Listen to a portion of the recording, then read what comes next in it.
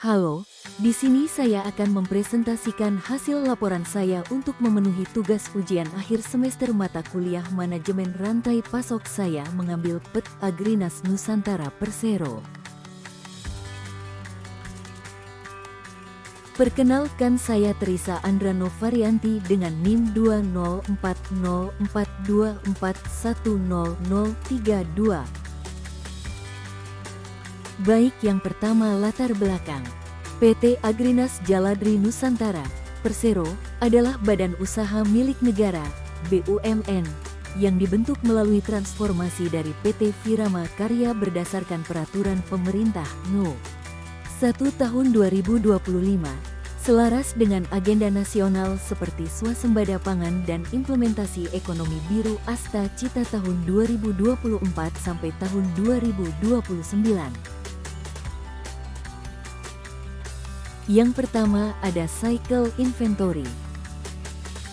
Cycle Inventory adalah persediaan produk seperti hasil perikanan, pakan, atau bahan kemasan yang diperoleh dan dikonsumsi secara reguler.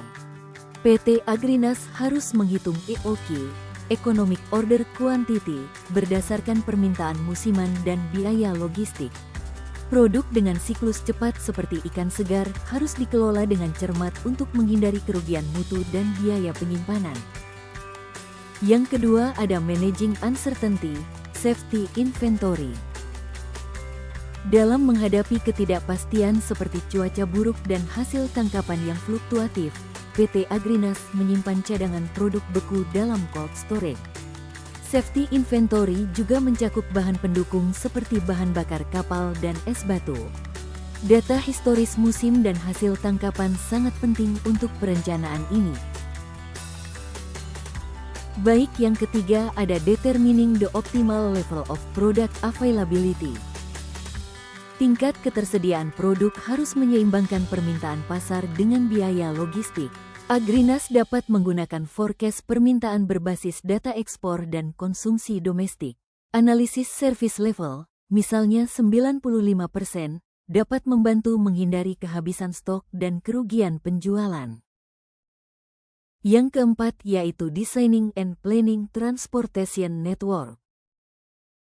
Agrinas mengandalkan cold storage sebagai hub distribusi dari titik tangkap ke pasar ekspor domestik.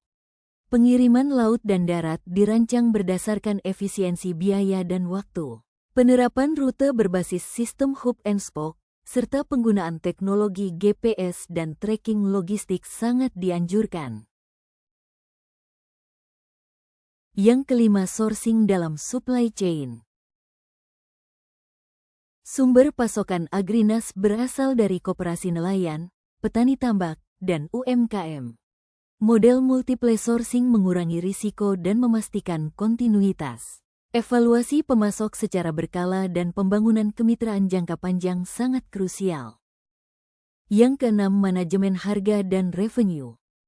Agrinas menghadapi fluktuasi harga komoditas perikanan. Strategi harga dinamis dan kontrak forward dengan buyer internasional direkomendasikan. Diversifikasi produk, misalnya filet, ikan olahan, dapat meningkatkan revenue dan daya saing. Terakhir, peran IT dalam rantai pasok. Sistem ERP dan SCM sangat penting untuk integrasi proses dari nelayan hingga eksportir. Penggunaan IoT dan RFID memungkinkan pelacakan mutu dan lokasi produk. Pengembangan aplikasi mobile untuk nelayan akan membantu pencatatan hasil dan logistik. Sekian presentasi dari saya, terima kasih.